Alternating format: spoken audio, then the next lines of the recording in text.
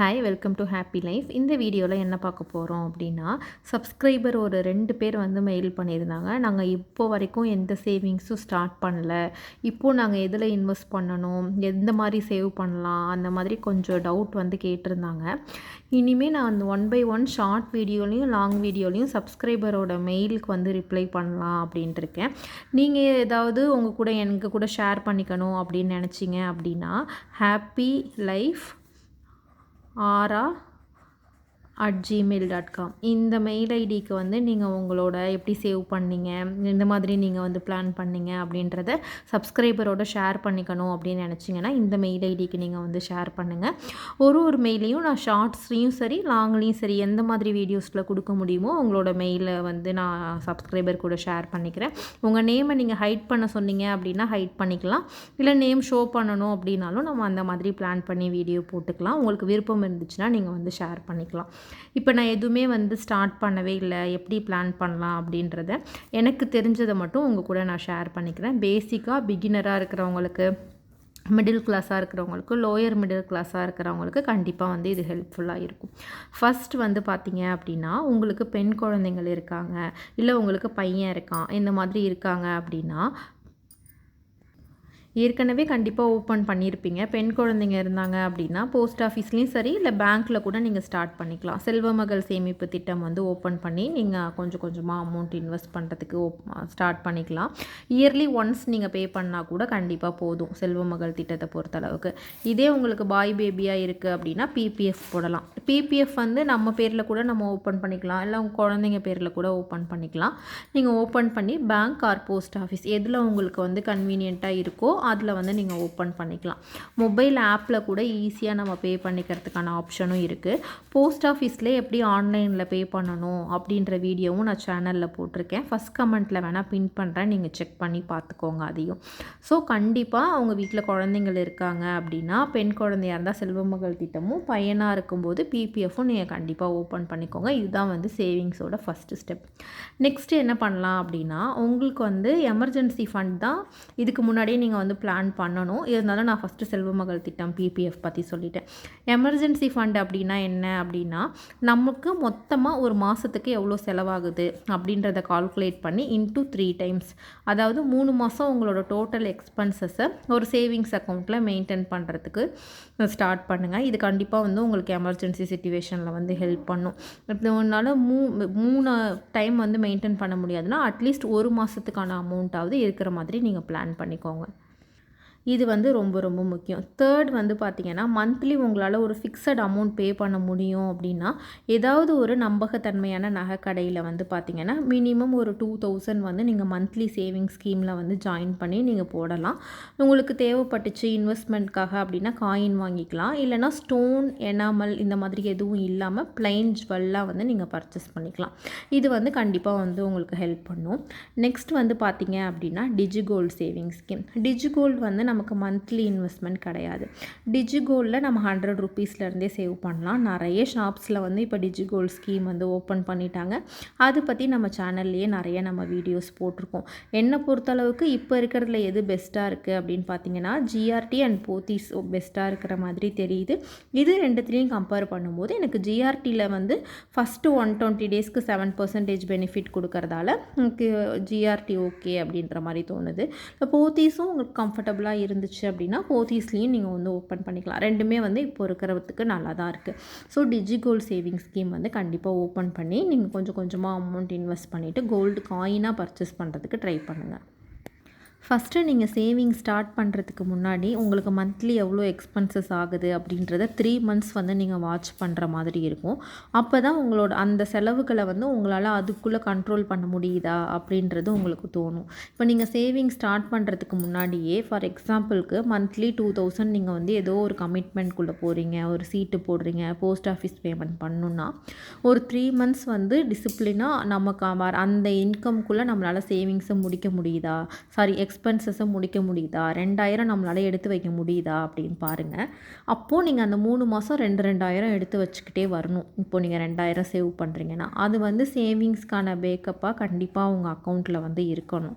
அப்படி வச்சுட்டு நீங்கள் அதுக்கப்புறமா நீங்கள் 3 மந்த்ஸுக்கு அப்புறம் நீங்கள் ஒரு ஸ்கீமோ, போஸ்ட் ஆஃபீஸ் ஸ்கீமோ, மந்த்லி சேவிங்ஸ் ஸ்கீமோ ஸ்டார்ட் பண்ணுங்கள்.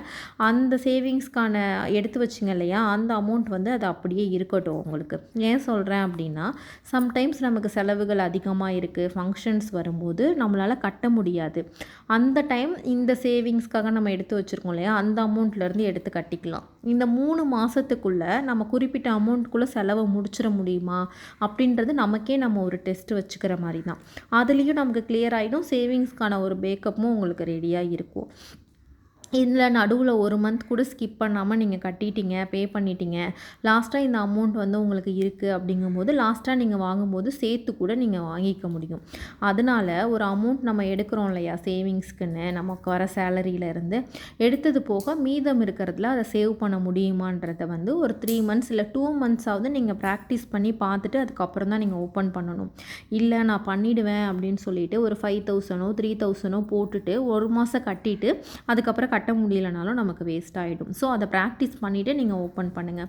ஃபார் எக்ஸாம்பிளுக்கு இப்போ மாதத்துக்கு 1000 ரூபாய் நீங்கள் சேவ் பண்ணுறீங்க அப்படின்னா 500 ரூபாய் வந்து சேஃபான இன்வெஸ்ட்மெண்ட்டில் நீங்கள் வந்து போடணும். ஒரு போஸ்ட் ஆஃபீஸாக இருக்கலாம், இல்லை பேங்க் ஆர்டியாக இருக்கலாம், போஸ்ட் ஆஃபீஸோட ரெக்கரிங் டெபாசிட்டாக இருக்கலாம். இந்த மாதிரி வந்து சேஃபான இன்வெஸ்ட்மெண்ட்டில் வந்து போடணும். ஒரு 300 ருபீஸ் வந்து நீங்கள் கோல்டில் போடலாம், டிஜி கோல்டு இந்த மாதிரி போடலாம். ஒரு 200 ருபீஸை வந்து நீங்கள் உண்டியல் இல்லை வீட்டில் இருக்கிற ஒரு பர்ஸில் சேவ் பண்ணலாம். எமர்ஜென்சி ஃபண்டுக்காக அதை ஒதுக்கி வைக்கலாம். இது 1000 ரூபாய்க்கு நான் எக்ஸாம்பிள் போட்டு சொல்லியிருக்கேன். இப்போ 2000 ரூபாய் உங்களால் முடியும்னா அதையே அப்படியே நீங்கள் வந்து டபுள் பண்ணிக்கோங்க. உங்களோட இப்போ 5000 அப்படின்னா அதுக்கு தகுந்த மாதிரி நீங்கள் இந்த மாதிரி ஸ்ப்ளிட் பண்ணி பிளான் பண்ணிக்கோங்க. ஒவ்வொருத்தருக்கும் அவங்களோட ஃபேமிலி சிச்சுவேஷனுக்கு தகுந்த மாதிரி இது வந்து டிஃபர் ஆகலாம். ஒரு 1000 ருபீஸை நான் உங்களுக்கு எக்ஸாம்பிளாக வச்சு சொல்லியிருக்கேன். என்ன மிஸ்டேக்ஸ் பண்ணக்கூடாது அப்படின்னா, இப்போ ஒரு பெரிய அமௌண்ட்டாக நான் சேவ் பண்ணணும் அப்படின்னு ஒரு ஃபஸ்ட்டு மாதம் வந்து அதிகமான அமௌண்ட்டை வந்து இன்வெஸ்ட் பண்ணிவிடுவோம். அதை பண்ணிவிட்டு திரும்ப வந்து ரிமைனிங் மந்த்ஸ்லாம் நம்ம கட்ட முடியாமல் போயிடும். அந்த மாதிரி மிஸ்டேக்ஸும் பண்ணக்கூடாது. அது மாதிரி சேவிங் ஸ்டார்ட் பண்ணதுக்கப்புறம் நடுவில் வந்து அதை ஸ்கிப் பண்ணாமல் பண்ணணும். அப்புறம் நம்மளோட ஃபுல் சேவிங்ஸையுமே வந்து பார்த்திங்க அப்படின்னா ஒரே இடத்துல வந்து பண்ணக்கூடாது. ஃபுல்லாகவே நான் போஸ்ட் ஆஃபீஸில் தான் பண்ணுவேன், அதுதான் சேஃப். ஃபுல்லாகவே நான் கோல்டில் தான் பண்ணுவேன், அதுதான் சேஃப். ஃபுல்லாகவே நான் ரெக்கரிங் டெபாசிட்டில் தான் போடுவேன், அதுதான் சேஃப். இல்லை ஊரில் சீட்டு பிடிக்கிறவங்கள்ட்ட தான் நான் வந்து போடுவேன் அப்படின்ற மாதிரி இல்லாமல் உங்களோட சேவிங்ஸ் எது நல்ல க்ரோத் கொடுக்குது, கம்மியான க்ரோத் கொடுக்குது அதெல்லாம் பார்க்காம நம்ம ஸ்ப்ளிட் பண்ணி தான் பண்ணணும். எப்படி பண்ணிங்கனாலும் நான் ஃபுல்லாக கோல்டில் சேவ் பண்ணிவிட்டு சடனாக நமக்கு ஒரு தேவை வரும்போது கோல்டு ரேட் கம்மியாயிடுது அப்படின்னா அப்போ போயிட்டு நம்ம எதுவும் பண்ண முடியாது. அதனால் சேவிங்ஸை ஸ்ப்ளிட் பண்ணி பண்ணுங்கள். லாஸ்ட் 2 இயர்ஸில் கோல்டு ரிட்டர்ன் கொடுத்த மாதிரி அப்கமிங் இயர்ஸ்லேயும் கொடுக்குமா அப்படின்னு கேட்டிங்கன்னா அது வந்து கொஷின் மார்க் தான். அதே மாதிரி நமக்கு எல்லா வருஷமும் கொடுக்கும் அப்படின்றது சொல்ல முடியாது. இப்போல்லாம் வந்து பார்த்திங்கன்னா ஒரு சேம் ரேஞ்ச்லேயே தான் ஒரு 6 மந்த்தாக மெயின்டைன் ஆகிட்டுருக்கு. அதனால நமக்கு வந்து ஒரு பெரிய ரிட்டர்ன்ஸ் வந்து கொடுக்காது. அதனால் வந்து சேவிங்ஸை ஸ்ப்ளிட் பண்ணி பண்ணுங்கள் முடிஞ்ச அளவுக்கு. நம்ம சப்ஸ்கிரைபர் கூட நிறைய பேர் கோல்டில் மட்டும்தான் சேவ் பண்ணிகிட்டு இருக்கிற மாதிரி எனக்கு தோணுது. நீங்களும் கொஞ்சம் ஸ்ப்ளிட் பண்ணி பண்ணுங்கள். அப்படி தான் பண்ணுறீங்களா அப்படின்றதையும் கண்டிப்பாக வந்து கமெண்ட்டில் சொல்லுங்கள். அப்புறம் நீங்கள் நிறைய பேர் கேட்பீங்க, நீங்கள் என்ன பண்ணுறீங்க, இதில் பண்ணுறீங்கன்னா கண்டிப்பாக வந்து எனக்கு ஒரு பெண் குழந்தை இருக்குது. அதனால் நான் போஸ்ட் ஆஃபீஸில் செல்வமகள் ஸ்கீம் வந்து போட்டிருக்கேன். டிஜி கோல்டு ஸ்கீம் வந்து நான் ஜிஆர்டியில் மட்டும்தான் கரண்ட்டாக இப்போ வந்து எனக்கு போயிட்டுருக்கு. வேறு எந்த ஸ்கீமும் வந்து இல்லை. இது மாதிரி தான் நான் பண்ணுறேன். என்னோட வீடியோ வந்து நான் செப்பரேட்டாக கூட போட்டிருக்கேன், செக் பண்ணி பாருங்கள்.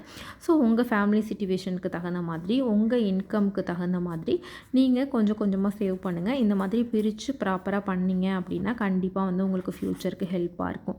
இது வரைக்கும் எந்த சேவிங்ஸுமே வந்து பண்ணாதவங்க கண்டிப்பாக வந்து அடுத்த மாதம் அந்த மாதிரி தள்ளி போடாமல் இப்போயிலேருந்து ஒரு 100 ரூபாயில் இருந்தாவது உங்களோட சேவிங்ஸை வந்து ஸ்டார்ட் பண்ணுங்கள். கண்டிப்பாக வந்து உங்களுக்கு ஃப்யூச்சருக்கு ஹெல்ப்ஃபுல்லாக இருக்கும். மற்றபடி உங்களுக்கு ஷேர் பண்ணணும் வீடியோ பார்த்துட்ருக்கிறவங்க, வேறு ஏதாவது உங்களுக்கு ஐடியாஸ் இருக்குது அப்படின்னாலும் அதையும் கண்டிப்பாக வந்து வீடியோவில் சொல்லுங்கள். பார்க்குற மற்ற சப்ஸ்கிரைபர்ஸ்க்கும் வந்து யூஸ்ஃபுல்லாக இருக்கும் கண்டிப்பாக. அப்புறம் மியூச்சுவல் ஃபண்ட்ஸ் பற்றியோ பற்றி இந்த மாதிரிலாம் வந்து கேட்குறீங்க. அது பற்றி எனக்கு வீடியோ போடுற அளவுக்கு வந்து கிளியராக எதுவும் தெரியாது. அதனால தான் நான் வந்து வீடியோவில் சொல்கிறது கிடையாது. இந்த மாதிரி சேஃபான இன்வெஸ்ட்மெண்ட் ஹவுஸ் ஒய்ஃப்லாம் பண்ணுற மாதிரி, மிடில் கிளாஸ்லாம் பண்ணுற மாதிரி இந்த மாதிரி தான் நான் வீடியோஸ் தொடர்ந்து அப்லோட் பண்ணிட்டு வரேன். அதனால் வந்து அதை பற்றி நான் உங்களுக்கு வந்து எனக்கு வீடியோஸ் போடுற அளவுக்கு அதை பற்றி நாலேஜும் இல்லை. எனக்கு உண்மையாலுமே அதை பற்றி தெரியாது. ஸோ இது மாதிரி தான் எனக்கு தெரியும். அதை பற்றி வேணும் அப்படின்னா அது ரிலேட்டடாகவே யூடியூப்பில் நிறைய சேனல்ஸ் வச்சு வீடியோஸ் போட்டுட்ருக்காங்க. அப்படி அதில் இன்வெஸ்ட் பண்ணணும் அப்படின்னு உங்களுக்கு தோணுச்சுன்னா அது ரிலேட்டடாக நீங்கள் பாருங்கள். பார்த்துட்டு உங்களுக்கு ஐடியா கிடைச்சதுக்கப்புறம் நீங்கள் வந்து பண்ணுங்கள். அப்படி மியூச்சுவல் ஃபண்ட்ஸு, சிப்பு இந்த மாதிரி போனாலும் ஒரு ஹாஃப் ஆஃப் த அமௌண்ட்டாவது ஒரு சேஃபஸ்ட் இன்வெஸ்ட்மெண்ட்டில் இருக்கிற மாதிரி பார்த்துட்டு ரிமைனிங்கை வந்து நீங்கள் அந்த மாதிரி போடுறது வந்து பெட்டர் ஆப்ஷனாக இருக்கும் அப்படின்னு நினைக்கிறேன். இந்த வீடியோ யூஸ்ஃபுல்லாக இருந்துச்சுன்னா கண்டிப்பாக உங்கள் ஃப்ரெண்ட்ஸ் கூட ஷேர் பண்ணிக்கோங்க. தேங்க்யூ.